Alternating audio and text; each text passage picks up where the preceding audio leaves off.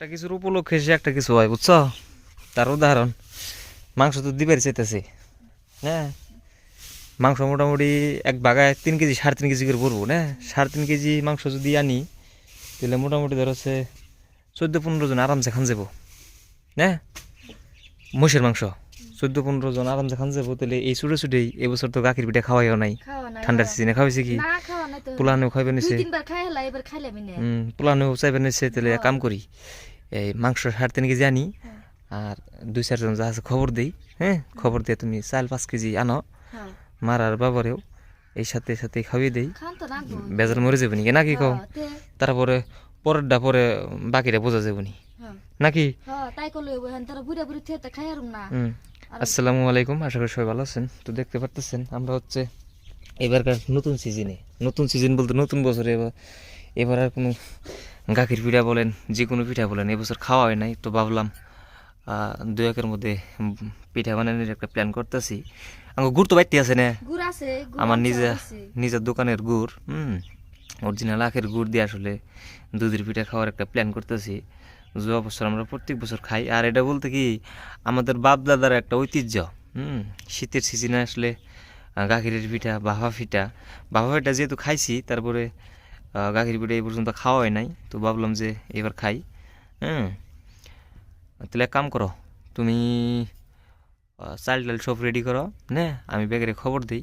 আর এই মাংসর বগলে যাই। হ্যাঁ, যাও, মাংস দিয়ে তৈরি মাংসর করো, হ্যাঁ। কোন আমার পরিস্থিতি তো হয়। চাল টালে ভিজাই হুম, হ্যাঁ বাদ দেওয়া হেন বাচ্চাত খেয়ে যায় একবারে। হ্যাঁ বাটাত খাই যাতে বাদ দে কি রানছ? বল মাছ।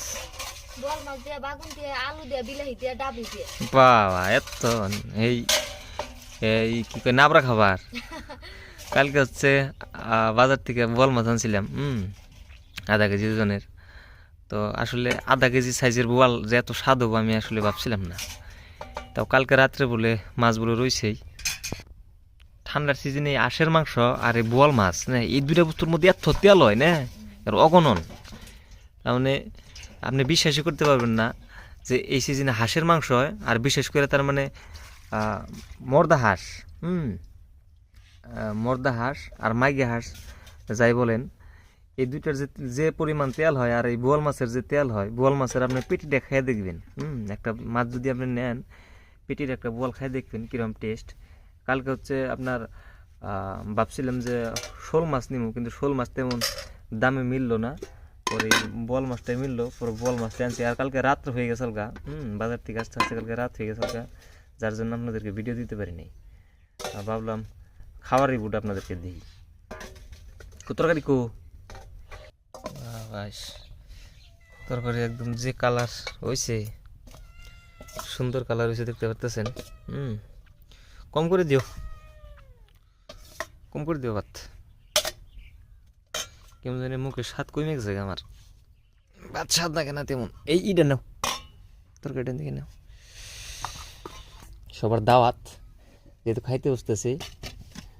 পুরা দেয়া ডাব দিতে পড়তে শুকনা মাছ, হ্যাঁ ঠিক না সাগরের মাছে কিনে, কিন্তু লোকাল হুরার কোনো পাওয়া, সব এই সাগরের মাছ।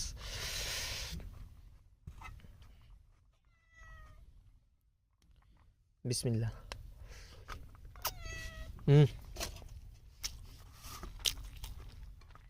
জাল কম হয়েছে, জাল কম হয়েছে, একটু জাল দিলা না।